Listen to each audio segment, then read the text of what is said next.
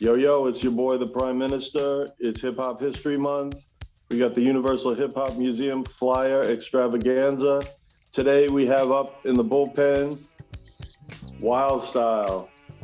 November 23rd, 1983. The place to be was the Embassy 3. And we have, I guess it's the commercial premiere of Wild Style. In the United States. What's that?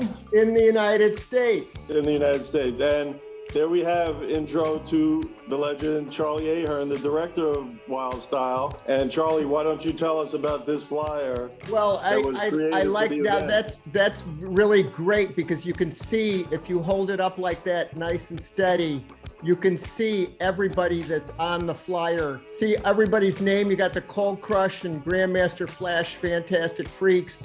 I'm not going to read the whole thing, but I'm pretty much includes everyone, including Zephyr and Lady Pink, etc.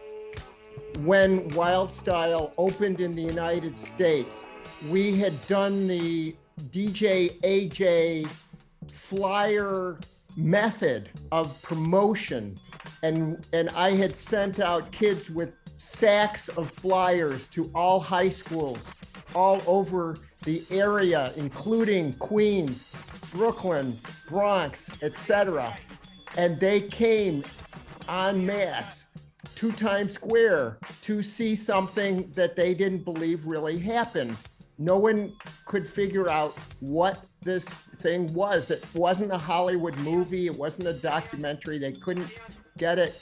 But there were lines around the block, like actually, and I kid you not, masses of, it was sold out at the theater, screening after screening for days. And it was the second highest grossing movie in New York that weekend. What really made you make Wild Style?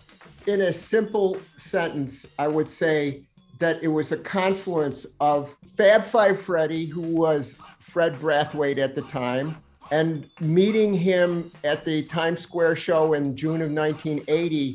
We were like two people on a mission, and we crossed paths, and it sparked something that almost the very next day we were meeting with Lee Quinones, and Lee Quinones and Fred painted a big throwy up on the side of the wall, and I gave them money for spray paint.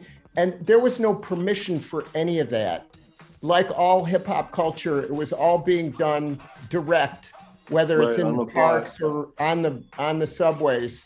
And that was the bringing Lee in and having Fred with me to work on the film was really what sparked the whole thing. So incredible. It really, by the next week, Fred and I were already going to the Bronx. He understood how to talk the culture, how to be part of it. And I think that being around Fred gave me a lot of confidence, because I felt the confidence that Fred had in the street scene and in hip hop culture.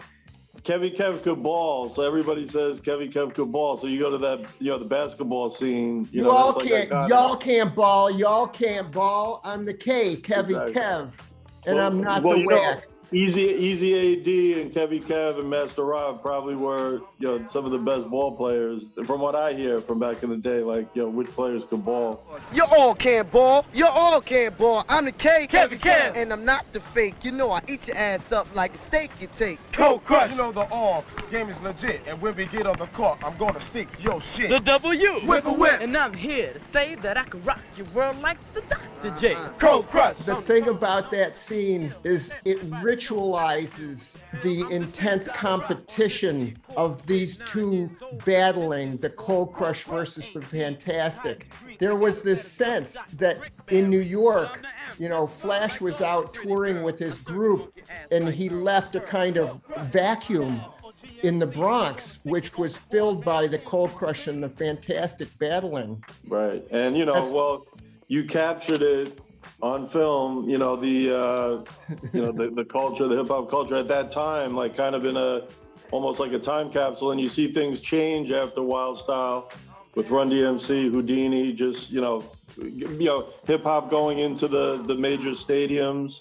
and arenas with the Fresh Yes. Fest. So, Can I like you were say kind of that like at the turnstile. the movie, we were always kind of throwing back. The movie was a throwback. It was kind of like when Fred Brathwaite and I worked on the music, we were looking for a kind of fat back sound that was the 70s, you know, the drumming Right. sound and all that. But more in a profound way, I have to say that the world that we were trying to capture in Wild Style was in many ways already gone by the time the film was edited to show to people. There was a kind of evolution of hip hop as a culture that was really created by the teenagers that were making the culture with their flyers and their high school shows, and Right. those shows were huge. And, you know, by the time the film opened in 83, that wasn't true. Right. It was over. And it was largely because there was a kind of movement away from this kind of live, self-regulated teen culture.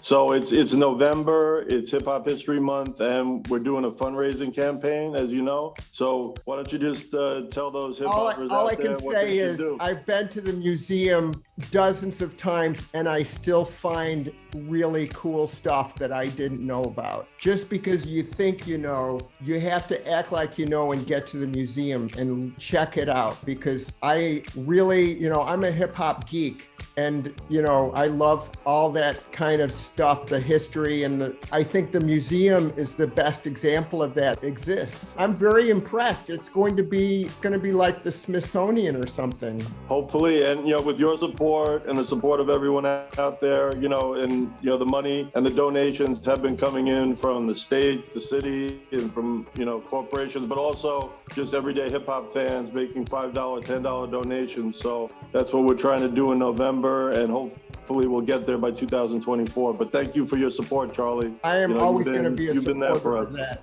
institution. Definitely. Thank you so much. Thank you, Charlie.